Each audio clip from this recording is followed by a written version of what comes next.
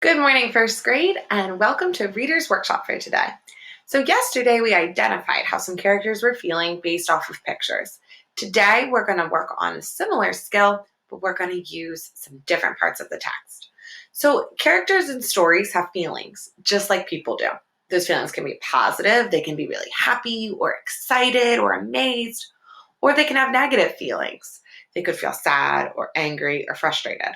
It's important to learn about our character, and we can do that by thinking about how the characters are feeling. To figure out how characters are feeling, we notice certain things that characters do. We notice how they act, and we notice how they speak.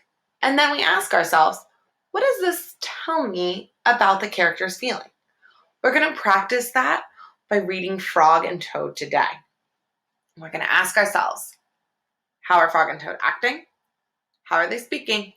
Then we're going to figure out how they're feeling. Today we're going to read Spring from Frog and Toad and our friends, and we're going to think about how the characters are acting and how they're speaking. And we're thinking about how characters are speaking. That's the way that they're saying the words. Are they yelling them? Are they whispering? Are they shouting? And that will help us figure out how the character feels. Okay, Spring. Frog ran up the path to Toad's house. He knocked on the front door.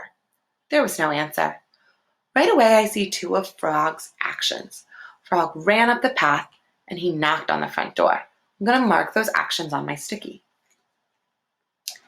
He ran and he knocked.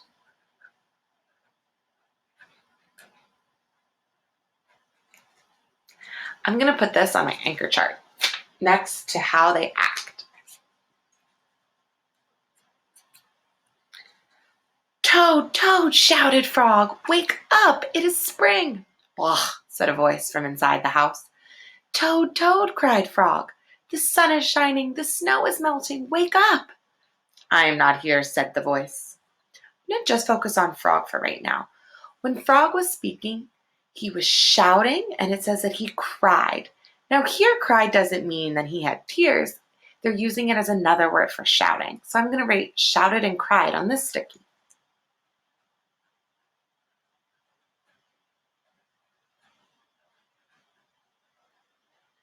And I'm going to put this next to how they speak.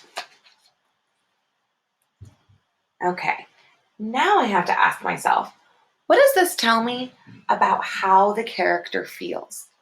Well, I see that Frog was running and he was knocking and he shouted and cried what he had to tell Toad. And I think that these actions and how he was speaking shows that Frog is excited.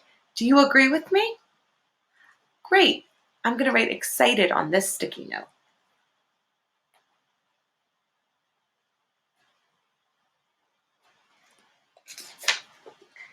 And I'm going to put that right here.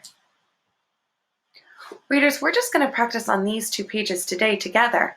But in your books today, I want you to try the same thing.